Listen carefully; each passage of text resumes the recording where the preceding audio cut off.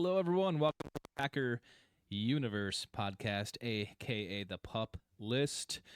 We're a Green Bay Packers fan podcast that brings you topical and relevant Packers news, along with our most humble, subjective opinions. This is episode 308. We're recording this on Wednesday, March 19th, 2025. Just a reminder to all our podcast listeners out there, this is a video episode, so go check us out on YouTube.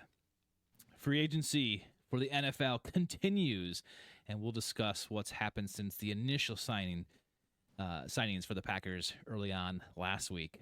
I'm your host, Tay, and joining me tonight on the vidcast is... Ren. What up, Tay? How we doing? This is kind of the weather that, you worry about for the draft. Suddenly, last week this time it's nearly 70, and today we've got sleet and now a couple inches of snow on the ground. It is not pleasant out there. Old man winter is back to show his face, and you hope about a month from now we don't have to think about this kind of stuff. But exactly, Ren. Are you a Nicole guy, Tay, or a Nicole guy, Tay? Potato. I've always heard Nicole, but I would love to hear from our fans, our listeners. Have you heard McCole or Mecole, and what do you prefer? I don't know. I've always heard Mecole, so we'll get to Mecole in a second. But yeah, Ren, the tables have turned for us as regarding the weather. I figured since it's snowing outside, I might as well put the sweatshirt on again. I've been kind of using and wearing some T-shirts, and I just got a little electricity flicker, so I think that heavy snow is kind of weighing down some power lines. But you brought it up too, and I was thinking the same thing. Draft. It's like, that's only a month away, but we can get this kind of stuff in April. Even towards the end of April, it wouldn't last or whatever, but it would just be messy and very inconvenient if that was a Thursday night little snow sleet shower that we got. So I think it's going to run its course, and we're going to have some good weather.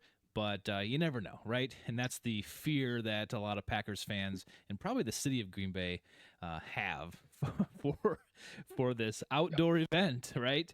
All the people under the big stage cover will be fine, and I guess all the people hunkering in the atrium would be fine. But there's going to be probably 100,000 people outside in whatever weather is there that night.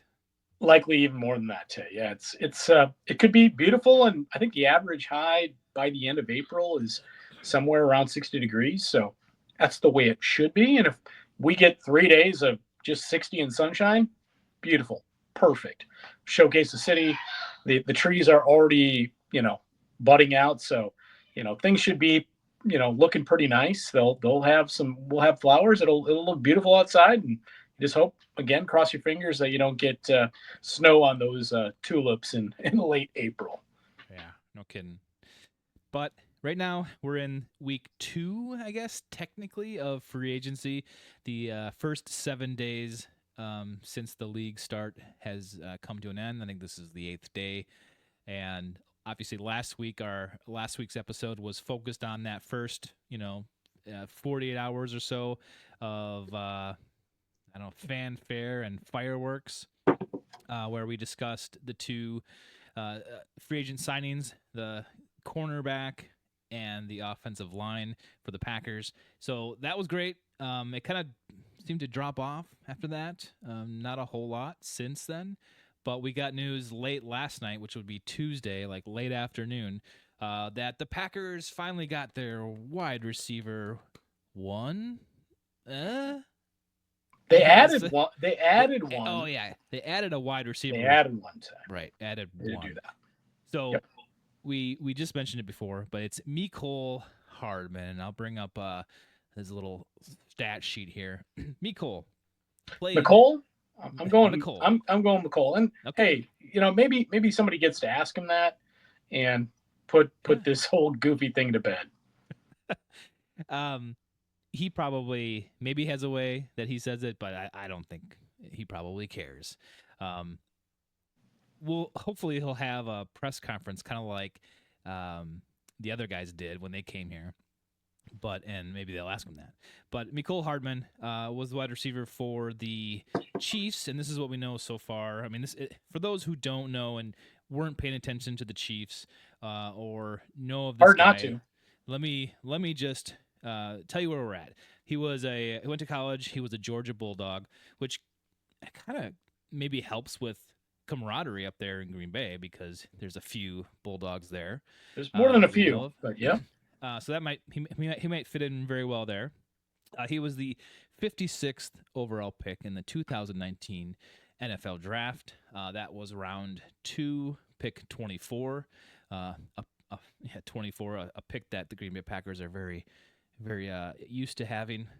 So he was with the Kansas City Chiefs from 2019 to 2022, and then honestly, I don't know what happened, but he went to the Jets for 2023. And somewhere out of New York, something went wrong. The young receivers overtook him on the roster, and the Kansas City Chiefs traded for him back. I think they got a 7th round pick, Mecole Hardman, and I think the Chiefs gave up a 5th round pick. So they get him back, and then he plays 2023 and 2024. He was injured last year on December 7th. He was placed on injury reserve on the Chiefs roster. And then I think sometime in late January, Andy Reid told everyone that he wasn't coming back. His knee injury wasn't healed, and he was going to stay on IR. And that's where he was until, obviously, he became a free agent, and he had signed a 1-year deal with the Chiefs last year, and now he was a free agent, and the Packers picked him up. So what, Ren, was your first reaction to this? I want to get your first take. What was your instant takeaway, thought about Mecole? I mean, my initial tweet when I saw it, I didn't dislike the signing today. It's simply like, here's our short-term speed option. Depends on what they do in the draft, but they need one definitely on the table. This isn't going to be much more than a veteran minimum signing today. I think it's a really good talent to bring into the room. I thought Zach Cruz's article at Packers Wire, if you want to go check it out, anybody out there, Zach puts together great stuff. I think he said it best in a lot of different ways in the article. He talks about, Tyler Ervin 2.0. This is a extremely fast guy. He only caught 12 passes last year. Depth of target per Zach, when he talks in that article, is behind the line of scrimmage. This is a gadget guy. And we know that Matt LaFleur, this is bread and butter stuff in his offense, is having somebody behind the line of scrimmage and, orbit motion, jet motion. He just loves to run wrinkles off that stuff. So this helps take, as Zach will go on to say in the article, which is, great points all around, it'll help take that pressure off somebody like Keyshawn Nixon, who really doesn't want to do it anymore. It also gets Jaden Reed out of his responsibility as a punt returner. Mecole is a fantastic returner. Doesn't matter if it's kickoffs or punts. I think he averaged 10 yards per punt return last year. That's phenomenal, Tay, when we're talking about punt returns. He's had a kickoff and a punt return for a touchdown in his career. So when he has the ball in his hands, he's a dynamic player. He is definitely, as many people will talk about, he's still going to have to fight for a roster spot and earn it. There's no guarantee here, Tay. Again, these are not going to be big number dollars, but it's also going to take some of that pressure away from Jay Reed as that gadget guy, too, behind the line of scrimmage, where you're going to be able to use Mecole here more and use Jay Reed more as a traditional receiver, i.e. he's probably still going to be out of the slot oftentimes, but, you're taking pressure off guys like Keyshawn and Reed in the sense that they're going to have to take less physical beating when they are now more important cogs to the overall, success of the football team. We know that Keyshawn's going to, potentially at times be a starting boundary corner. Do you really want him back there doing that? Or can you give it to a guy you got on a vet minimum who is, again, dynamic back there and knows what to do and how to do it?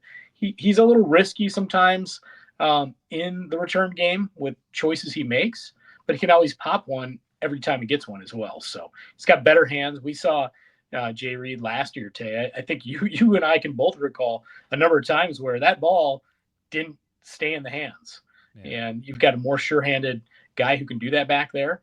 Um, I think too that the other fun wrinkle that I thought of is not only can you run that kind of gadget, you know, orbit stuff with him, that's the bread and butter, and get back to some of these nice wrinkles with motion in the backfield that obviously keep defenses on their heels, but maybe sometimes the occasional wrinkle once or twice in a game where you have both Reed and Hardman in the backfield, both moving. And what direction is that ball going? You got two dynamic guys with the ball in their hands coming out of essentially the backfield. It can hit for a big play. So again, for the value they got with a guy that can do that much and free up other guys to do much more on their end, I think there's a ton of value to that signing. I really do, and I like it. Again, the proof will be in the pudding. He still has to make the roster, and at the moment, they got a lot of guys in that wide receiver room still vying for roster spots. At least in 25, we know a bunch of them are going to be free agents in 26. But more than likely, Tay, we're talking about first, second, third round. One of those top 100 picks is also going to be another wide receiver. So it just gives them a little bit more flexibility. Also in the draft to where maybe they don't have to feel they have to target a speedier type of receiver up front. Maybe they take a different type of receiver, and maybe they day three a speedier guy to throw another potential breakout guy in the mix. So again, I see no issue with it. The Packer fans that there's our number one and get all mad about it. What are they talking about? This is from an overall fill out your 53-man roster kind of signing. This is great. It's a great value signing in my opinion. Yeah, you're absolutely right. That everything you said is accurate, and I totally agree with you. I mean, he's a receiver that can come in. He's a vet. He knows how to win. He is a dynamic player. He's not here to be WR1. He's here to fill up the room. Who is minus Watson at the start of the season? We know that. And Yep. honestly, it's like Dobbs. It's like, yeah, he probably will be fine, but you never know. And still, they have trade possibilities. So who knows what's going to happen? I think you can correct me if I'm wrong, but I don't think the draft is huge and deep or that great at all with wide receivers. So we kind of all knew that they were going to pull the trigger on a veteran wide receiver. They didn't get the big names, DK and our boy Devontae, but this was a good pickup Yep. versus a lot of those long in the tooth wide receivers that are still out there. This guy is 27 years old, and he still has speed. He still has dynamic ability. He's got good hands. So yeah, this is a really good position for us to be in to pick him up, to put him wherever. And now you're talking two gadget players potentially. One can be on the field at a certain time, or they could be both on, like you said. That sounds pretty great to me. Although that end around stuff for Ren, You it know how I works a feel little about it, bit. Tay. You know it's not my favorite thing, but again, if you use it the right way, again, we love those wrinkles in 19 with Tyler Irvin. Tay. They were great. So they Yeah, can run the wrinkle right. Just we saw a lot of that, you know, slide back behind, pitch the ball to Jay Reed that just gets snuffed out. So maybe it yeah. just needs a different Well, guy Watson doing too. that Yeah, and a different approach. So, but again, it does keep defenses a little bit more honest when you have speed talent like that on the field wherever you line them up. and he's 5'10", 187 pounds, listed. Yep, So he's small. He's small. he's not a But big guy. that bodes well for a returner, which Keyshawn came out and said at the end of the season last year, like, I don't want to do that anymore. I want to be CB1. It's like, well, okay, yeah, that's not going to happen. You're not going to be CB1. If you were, yeah, we would take the responsibilities away from you. But Keyshawn still is a kickoff returner. Like, he still has potential there, and I think they're still going to use him as that. At least I would think initially to Well, see remember what's they he do like. at times put in that new system, and Keyshawn's not a big fan, but you either have one or two split Yeah, generally in that look. So, very very good chance both of them are back there at times. but if Mecole Hardman can take over for Jay Reed catching punts, I think we're all for that. That wasn't great. Yeah, We still seem to not be able to get any traction on our special teams with returners. I mean, Keyshawn was like a kind of a flash in the pan. It seemed like just 1 year. It was like, oh yeah, we got a guy, and then it was like, we just never been that team with a dynamic player for several years. So maybe he's a breath of fresh air there too. So obviously he's going to play on special teams, and he can still play wide receiver. He's got good hands. He's quick. He's agile. So overall, great pickup. And I hope that they pick up maybe someone else. They sign someone else during free agency. I don't know if they can rely on just the draft to do it. I know they still have, 4, 5, 6 guys on the roster, but I don't know what they're going to do. I don't know what Brian has up his sleeve. So I'm okay with shaking things up as long as you have someone equally as good to fill in or take over. And I think Mecole Hardman can be that guy. You don't have to worry about drop off if someone else leaves the room.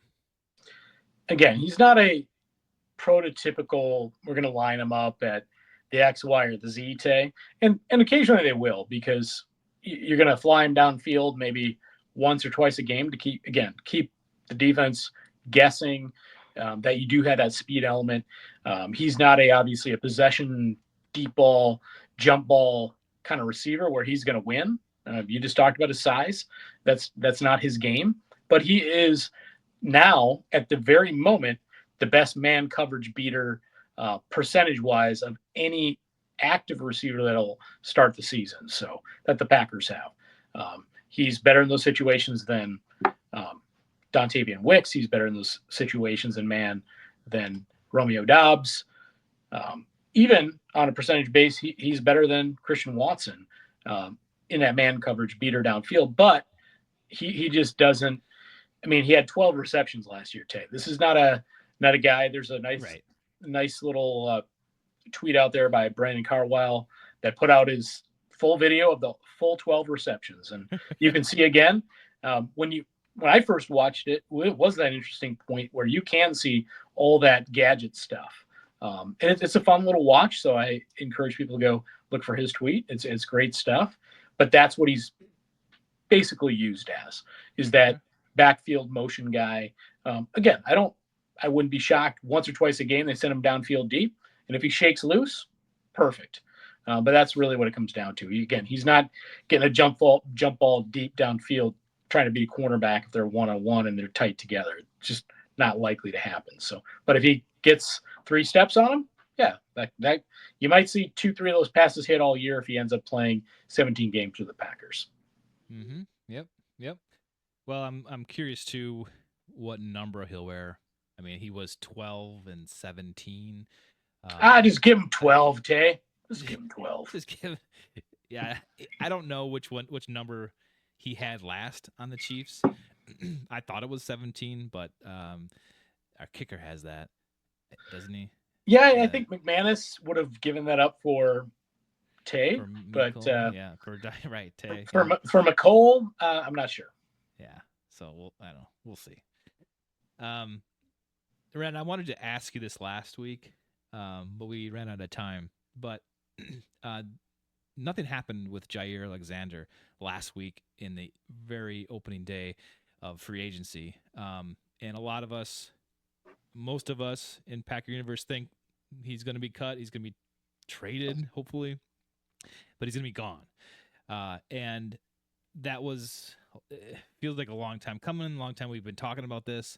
So it's just kind of inevitable that something happens with Jaire, but nothing happened at the opening, right out of the gate. So he's on the team. He's still on the team, and some beat writers have reported on him, but there's still no trades. There's no talk. There's no anything about letting him go, trades or otherwise. So I guess you could talk about maybe what you've heard from the beat writers, but also my question to you is, like, what do you think is going to happen with Jaire? Will we see him in a Packers uniform this fall? I mean, I heard you a little bit there saying, we don't really want him here. If they figured it out, definitely welcome back for one more year. Even though we know they're going to bring in at least another guy in the draft, more than likely. to compete or certainly to develop. But having Jaire there for another season, I wouldn't have an issue with it. He did, do some social media stuff with and congratulate Nate Hobbs. So if you're Yep. aware of that kind of stuff, and I don't want to paraphrase an entire article by our friend Rob Domofsky, but um, Rob basically went on to say, paraphrasing it, an entire article. And go out there and check out Rob's articles, people. You should. He knows what he's talking about. He's your Packers beat writer for ESPN, but that's my Rob commercial for you. But that said, he basically said they don't have to do anything right now, Tay. That's the paraphrasing, because between now and the draft, they can either find a willing trade partner, or maybe they do on draft night, day 1, day 2, day 3, and they're able to get something for Jaire still, because a lot of stuff's going to shake out, or potentially you could, even in that article, again paraphrasing, keep them through training camp, and when somebody loses a guy, that value goes up. So The there's old a lot of Rogers options there. tactic. They're not the Packers aren't, at some points in the past 5 years, we've known there have been moments where they really needed that money off the books. They don't, so they can hold their cards, as Brian likes to do, and wait till the right thing comes across his desk. So Yeah, wait till it's good for us. Good for the Packers. exactly. So yeah, you don't have to get desperate and flip it right when you think you need to. So And like I just feel like the vibe is that like it's two disgruntled parties right now, like Jaire versus the Packers, and they're not getting along. But I don't even know if that's true. I mean, I we don't know what's guess, true. Again, it's been but a very interesting case with Jaire, as it has with a few players over the years, but certainly be interesting to know where all those feelings on both sides truly lie. yeah, because from the fan standpoint, it's you look at the money. Obviously, that's a lot of money for a guy that's not playing very much, and Mm-hmm. then you're like, everyone out there is reporting on trade possibilities for your guy. It's like he sees that, so he has to know. So Yep. I don't know, that stuff's weird to me. It's like, what is the truth? Do they actually want to move on from each other? Because you finally heard like the Jets say, we want to move on from Aaron Rodgers, and Rodgers was like, well, I'm going to wait till they decide what they want to do. And then they decided what they do. So now at least right? You're like, they don't want Rodgers back. So then they release him. But this one, it's like, okay, I don't know. I don't know what's true. It just seems like that they want him gone. But do you But think? they also see value in Jaire. There's Yeah, value there yeah, from on your team or somebody else to come give you some value for him. Just to give him away for nothing, I think they have a hard time with that, given you know the importance of that position in the NFL and him being so young. And again, if Jaire can be healthy for a majority of the season, he gives you top 10 potential cornerback play in the NFL, and that's commodity today. And they're saying, hey, we've got a commodity, and somebody's going to need it. We're going to hold until we feel we get at least something that we feel reasonable for that commodity. the Packers way, the Hey, Brian's way. I mean, and you it's you can't cave and be no, the Cincinnati Bengals who want to overpay for two wide receivers. They're both great talents today, but the reality is that's a stupid use of resources. And now they're going to likely bring back Trey Hendrickson and pay him a boatload of money. Meanwhile, the trenches in Cincinnati are god awful, Tay, and you will never win a championship when you're that bad on the offensive defensive lines of your football team. And yep. how they're using their resources is just foolish. Just be glad that the Green Bay Packers don't run their organization as poorly as a team like Cincinnati does. And they have talent there that, they went to the Super Bowl a few years back and nearly won the darn thing. But, they might not see another one for a long time, even though they have some great offensive, playmakers and have one of the better ones at quarterback, which is hard to find in the NFL. So how you do some of this stuff really, really matters. And there's nothing wrong with having, you know, good minds as far as contract negotiations and standing their ground like we do in Green Bay with regard to Brian and Russ and those guys involved in the front office. That's right. That's right. And just going back a minute or two, you were talking about the trenches. And speaking of the trenches, Ren, uh, I don't know when it was, a few weeks ago, when it got leaked that the Packers were responsible for the team that submitted a rule change proposal trying to eliminate the tush push, the brotherly shove that the Philadelphia Eagles are just so well known for doing. But it got like public knowledge that we were the ones that Public whiplash for Packer fans, and that was right it's after like, the Eagles won the Super Bowl too. It was yeah, like, look at these whiny Green Bay fans we yeah. beat in the first round of the playoffs. So you alerted me to these some of these rule changes that came out, and there's only like 5 of them, but 3 of them we're going to talk about because they are, I guess, the most important. But one is that tush push rule change that the Packers want, right? So let me bring it up here. It's that third one down here in the middle. Uh, Stop. yep. You got the crackle. Oh, sorry, Packer Universe. I'm gonna. So mark the tape, Tay, and we'll. Oh, there's no tape. We're doing this live. All right, Tay, we're live. We're doing it live. Looking in live. All right, keep going.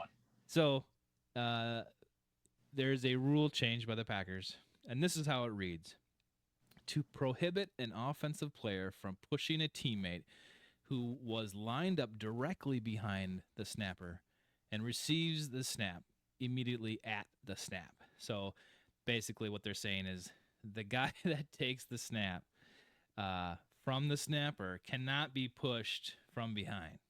Uh, can you go off tackle now? Can you go off guard in those other gaps?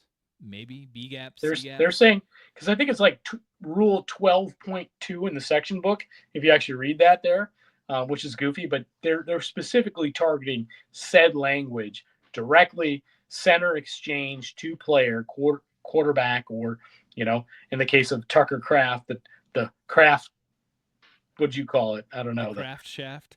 the Tucker tush push. I don't know, but yeah, Uh, the craft yeah, shaft. I don't know. Whatever you the want to craft do there, shaft. that doesn't sound good, Tay. But it's direct language specifically, directly under center, as opposed to, I believe, things like if the running back's running outside. Let's say it's 3rd and 2 from the 2, 3rd and goal from the 2, and you run outside and he's kind of stopped at that half-yard line. The offensive lineman run up and kind of help him. He's still on his feet, get in. I don't think that affects that at all. So Right. it's Yeah. just it's direct behind the center stuff. Do I still agree with it? No, I say, stop it on 2nd down, don't get to 3rd down, 4th down, etc. But certainly it's the Packers tush push rule. Yeah, I agree. I think if injuries start becoming an issue because of this play, with this one play, then I think you look at it. But otherwise, it's like, yeah, you can stop them on other downs and learn to try to stop them on this down. Um, but whatever. And you did say that a couple weeks ago about the injury part. And I think about a week later, I had heard about that specific play that it's like almost 100% injury free. So it just nothing's happened to argue that point. Not trying to shoot down your piece, and that's when to Well, look at it. But it seems like a pretty safe play. Play on is my thought. sure. I guess my only retort to that is if all the teams start running it more, you're going to see an uptick in the amount of times that you will run it. Therefore, you could start seeing more injuries. Yada yada yada. You got a problem. But for right now, it's not a big deal. It's moot. Right. And again, I mean, I think part of the Packers, sour grapes is listen, the Eagles and the Bills run that at a much higher clip than the rest of the NFL, and good on them. They've perfected it. Maybe it's Speaking time of to maybe it's time for the Packers to work on their tush push game, Ted. yeah, or defensive touch play. Speaking of sour grapes, the Detroit Lions are all over this rule proposal sheet here, but two we want to talk about. It's this first one here on the top. Detroit amends this rule 8, section 4, to eliminate an automatic first down as a penalty imposed for defensive holding and illegal contact. So basically, they just want to get rid of that like automatic first down. Maybe they impose the penalty yardage, but they don't give the first down. Maybe that's just a 5-yard gain. But I don't know. I kind of like that. I think automatic first downs sometimes can be really brutal and can be game changing. And for when you have to kind of balance the, you know, the foul versus the penalty, they have to be even. And I guess I don't mind this one really. It kind of makes sense to me. I don't know. What do you think? Yeah, and part of their argument is that the automatic piece for a 5 yard penalty is just too extreme, and I would agree with them. I think it does. It's just like, hey, think about illegal contact here, right? So I believe it's allowed within 5 yards of scrimmage, but there's probably a lot of plays that happen in that sixth to ninth yard that you're like, really? Yeah. Now I got to give them an automatic first down. It's just I think it is too egregious with the automatic. Um, the 5 yards, fine, and that's I think all they're arguing, and I think is a great argument. And I think that rule should be amended. I would agree. The last one we want to talk about is I guess, playoff seeding change proposed by the Detroit Lions. Excuse me, and that's the first one down by the club bylaw proposals, which states to amend the current playoff seeding format to allow wild card teams to be seated higher than divisional champions if the wild card team has a better regular season record. And I think we've seen this a lot in the past 5, 8 years. It always comes up when you get a division that stinks, that gets able to get into the playoffs, and then you have a team or a conference or division, like the NFC North last year, where there's three really good teams with really good records. Um, I don't know if there's any precedent to this to look at, if this has never been done before in other sports or way back in the day of the NFL. I don't know if the NFL's always been the way it is now, or this playoff seeding has come in and out, or if there's any record of this happening. But I guess what do you make of this, and do you agree with that? I think in the early NFL, there just wasn't, or early iterations of the NHL or the NBA or Major League Baseball, there weren't many teams. Even, I think of baseball, it's been around forever, right? It was America's game first, is what they called it. You go back to the 1950s and 60s, there were only, I think, 16 to 18 baseball teams in America. And Mm-hmm. that's not that long ago. So generally, they had the winners of the West or the East. So I don't think seeding was an issue back then. Obviously, as leagues have added many, many, many more teams over the past, probably 3 decades, more and more and more teams make the playoffs. Playoffs, and the big thing is, do I agree with this? I think maybe it's something to consider. I don't know if I'm quite there yet. Um, but hey, who knew the Detroit Lions were big fans to advocate for the Minnesota Vikings? I don't know today. Minnesota certainly would have had a home game this year. Detroit did win the division, but I think when you do look at some teams that based on the way the NFL is now, win their division at 8 and 9, below 500, and then you're a team like the Vikings who went 14-3, and they get to go on the road, Yeah. potentially to a team like that.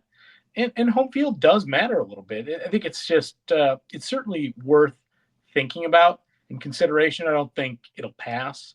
I don't think we're quite there yet, but if we see more and more of that, I can see myself thinking that might make sense.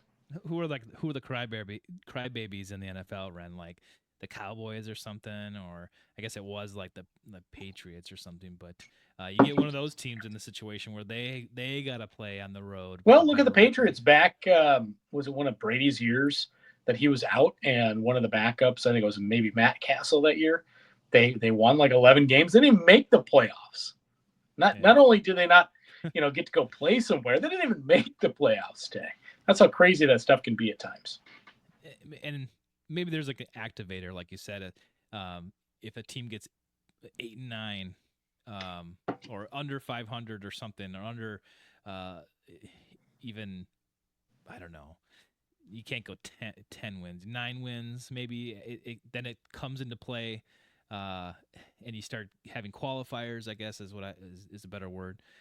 But that gets a little messy. If you It don't win does. the Now last you're game, adding this extra element to a thing that's already kind of complicated to begin with. yeah. But they added more playoff teams. Now we have 7, so it's like the chances of someone with a better record entering the playoffs greater than a division winner. It's more likely to happen. So it's like maybe you Yep. have to change the rules. Maybe you have to bend a little bit here. So I think you're right. Nothing happens this year, but this kind of starts the conversation and gets people thinking. Hey, it's out there, and we tried to do this, so maybe in a couple of years it goes through. And again, if they continue to see more evidence of it being a thing year to year to year, Mm-hmm. good point on there's even more playoff teams now. It's probably going to be something that happens on a more consistent basis. Yeah, it might be something they need to revisit and really consider. Cool, Ren. I mean, there hasn't been a whole lot for Packers news. I mean, we just kind of hit the highlights here in the last week, but I hope for more information and more news coming out from the Packers. I don't think there will be, but I kind of see it slowing down until the draft. Um, Not that the draft in Green Bay has anything to do with the front office and their ability to sign free agents, but it just seems like we're just gonna kind of have attention put on that draft and the construction of the stage in 2 weeks, and getting ready for that. So I don't see a lot of action from the Packers in free agency. Hopefully, like you kind of alluded to earlier, maybe they have a trade on draft day. Maybe Alexander gets traded, something like that. Maybe one of the wide receivers. Who knows? But uh, maybe nothing happens until then, and we just have to wait out the next few weeks. Yeah, Tay, I think it'll be fun conversations with maybe a couple folks that we can bring in to add a little fun to this, give it a little juice, because I Oh think yeah. the juice is, the squeeze is run out of juice, or vice versa. The juice is run out of the squeeze, but it's going to be kind of dead here until we get up to that point. I think for a lot of NFL teams, not just the Green Bay Packers. I think the Packers again. I think the McCole Hardman addition was great based on again the little cost it is, what it gives you in the short term. It's a 1 year deal. Does give you that speed piece. Um, Allows you to be maybe at least in the short term a little bit more flexible when you do look at different wide receiver candidates in the upcoming draft. So you don't have to just necessarily focus 1 year only on I need a speed guy. Yeah. Maybe you want the more complete receiver who's going to be the better long term prospect. So it takes a little pressure off that. But I think inevitably, it's a good signing and adds great competition in the room. And over the next few weeks, I think it's going to be a lot of mock draft speak, a lot of defensive interior line guys we talk about, and maybe have good conversations with other folks we enjoy talking to in the offseason as well. Yeah, I think you kind of teased it there. I think we're gonna try to get some guests on the show that can talk about certain things and certain experiences. So look for that. Stay tuned. If you haven't followed us on social media, please go do it. If you haven't subscribed to the podcast or YouTube, please do that. It helps us out, especially when the draft is coming up. We really want as many followers as possible to try to get our content out there. We're going to be at the draft. We're going to be doing some shows from the draft. So we don't want you to miss it. So please go over to all that stuff. It helps us out greatly. Ren, thanks for joining me. And hopefully we have some better and more news on the Packers soon. Yeah, Tay, potentially I won't be here next week. We'll see. Maybe we do a little island visit on the podcast. You never know. But until episode 309, Tay, on the pup list.